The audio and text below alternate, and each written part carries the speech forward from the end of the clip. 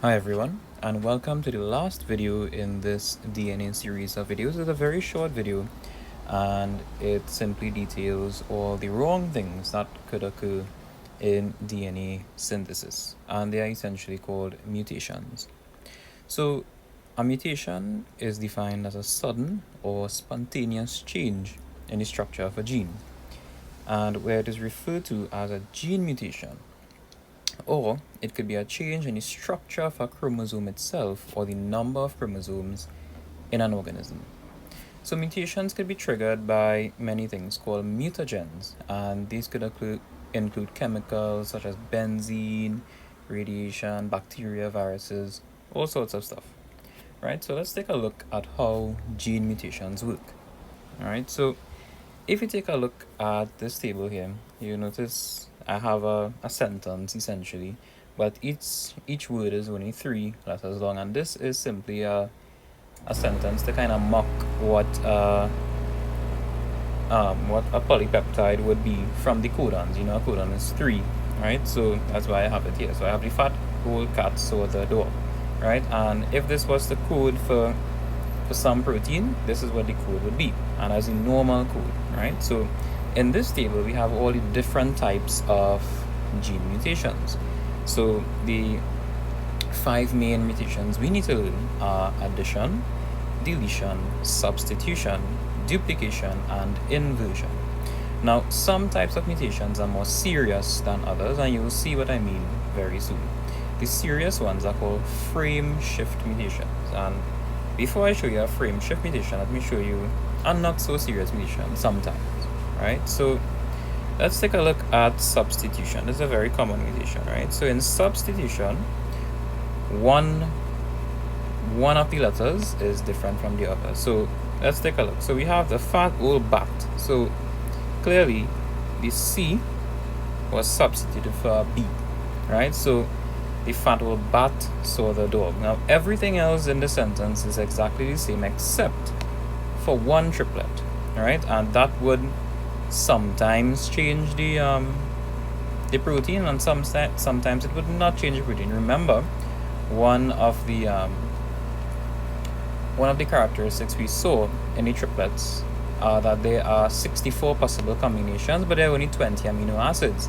So therefore, there are many different choices to make an amino acid, right? So sometimes there could be 4 different triplets coding for the same amino acid.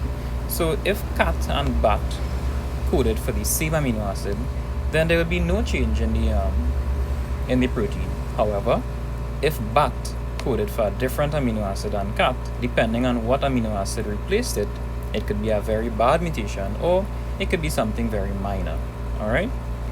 So we say substitution is not extremely serious. It can have serious complications, as you will see in sickle cell disease, right? We'll do that later. However, the frame shift mutations we need to pay attention to are called addition and deletion. So this is where you add on a letter and everything is shifted because of that. So for example, you could see the, but then you add an extra E in front of the F. And remember, triplets are 3, right? And the code needs to be read in 3s, right? So it's not like you could add on an E by the fat like that and have four codes there, right? You can't actually do that. So it's going to shift everything, and everything after the is changed, right? Nothing makes sense after that, right? So therefore, the end product you are going to get is going to be seriously different from the original code, and it will look the same way in deletion. That's another frame shift mutation, right? So if you minus out the F that's supposed to be here, you can see everything is shifted one down and nothing here makes sense. All right, so this is a nice table on how to memorize and learn the different types of mutations. All right, so this is what I've been saying. You can easily screenshot and read that, and I have definitions here of all the different types of mutations. Okay, so in deletion, a deletion could cause a frame shift mutation, and it'll have a major effect on the sequencing of your amino acids. Substitution can sometimes have an effect or can sometimes have no effect. In point mutation, we say that it's just one base that is affected in a triplet, and that is an example of a substitution.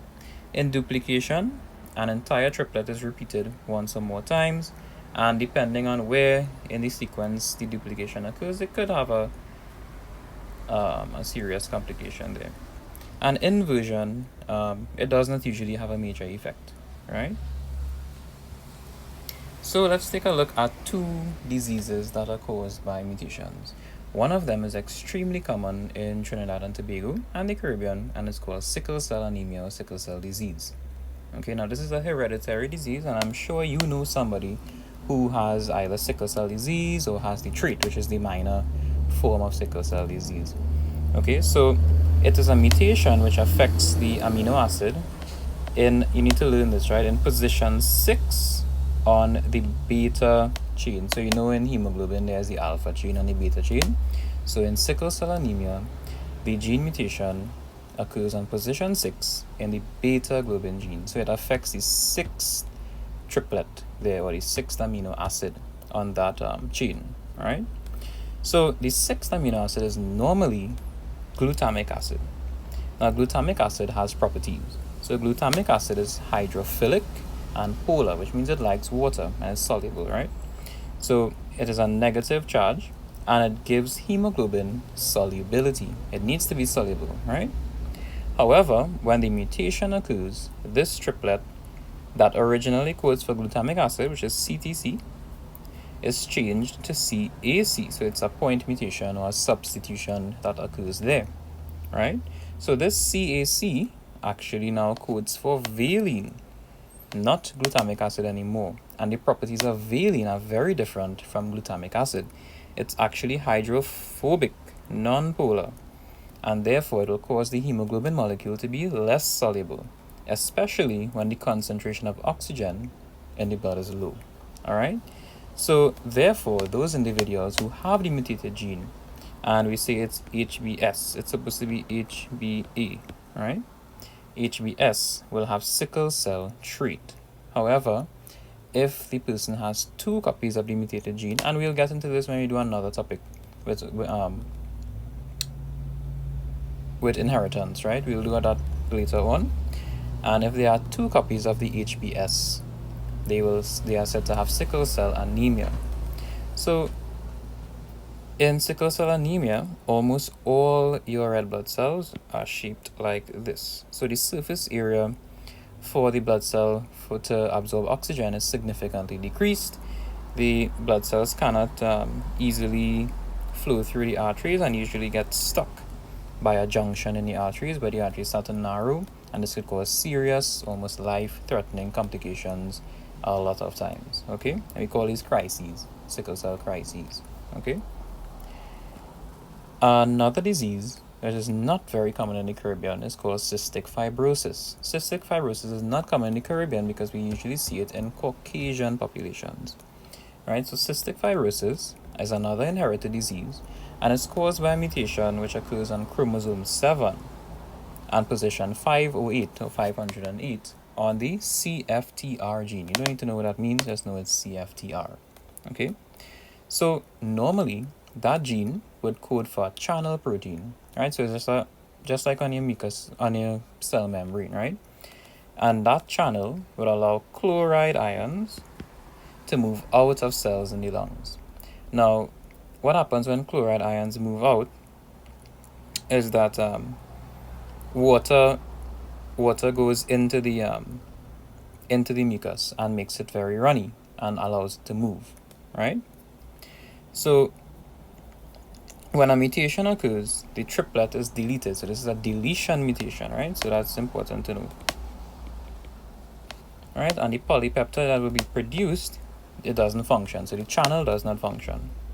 So therefore, the mucus now that is produced in the lungs is going to be very thick, right? Because the chloride ions no longer move out, the water does not move in, right? And therefore, it causes a reduction in the flow of mucus, and also it affects the pancreas as well. But that one is less widely known, right? So it's really the lungs we really focused on.